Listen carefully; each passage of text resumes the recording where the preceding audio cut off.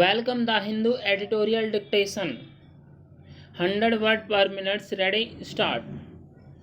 The new National Education Policy 2020 aims to provide universal access to quality education and bridge the gap between the current state of learning outcomes and what is required through undertaking major reforms that bring the highest quality, equity, and integrity into the system from early childhood care and education through higher education. It suggests that where it differs from previous policies is that in addition to the issues of access and equity, the present policy lays an emphasis on quality and holistic learning.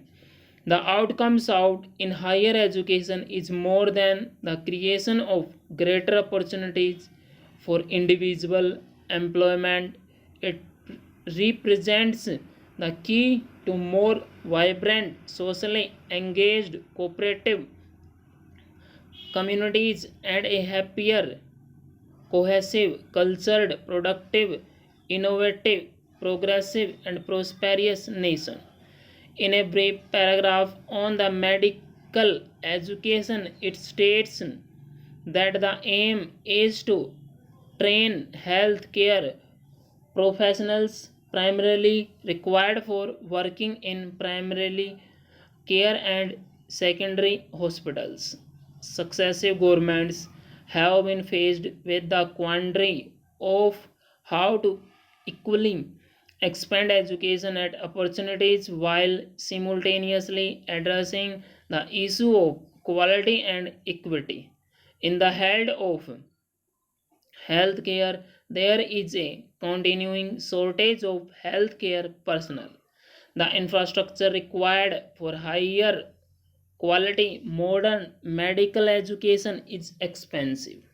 Faced with public demand for high quality medical care on the one hand and severe constraints on public resources on the other, private entities have been permitted to establish medical educational institutions to supplement government efforts, though they are supposed to be not for profit, taking advantage of the poor regulatory apparatus and the ability to both tweak and create rules. These private entities, with very few exceptions, completely commercial issued education. None of the three state objectives of medical education has been achieved by the private sector, that is, providing healthcare personnel in all parts of the country, ensuring quality and improving equity. The overwhelming majority of private medical colleges provide poor quality education at extremely high costs. Faced with this situation, the public has approached the polity, the executive, and the courts to ensure equity, if not equality. The results have been patchy on and off. There have been attempts to regulate fees, sometimes by the governments and sometimes by courts. Faced with the fundamental contradiction that all governments have been complicit in violations of their own policies to ensure quality as well as equity, these efforts have not been fruitful.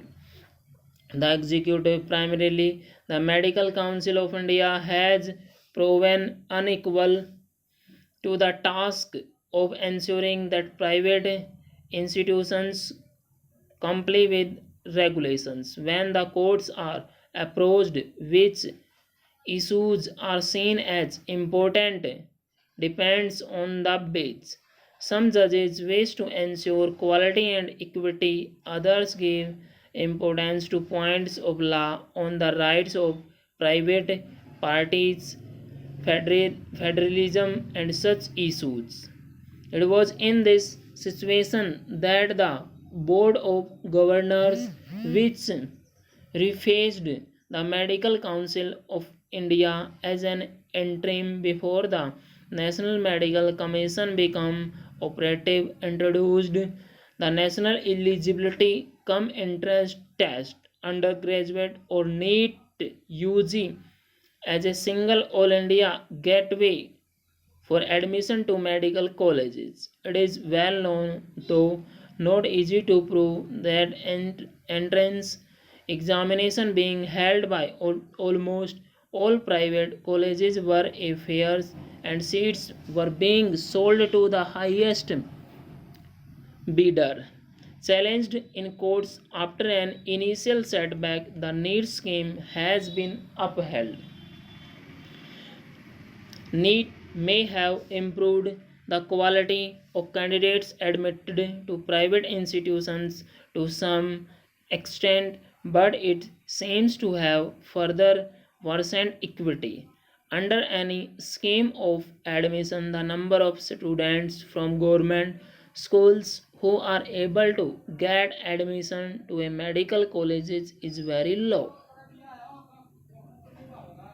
With NEET, the number has become lower. The high fees of private medical colleges have full stop.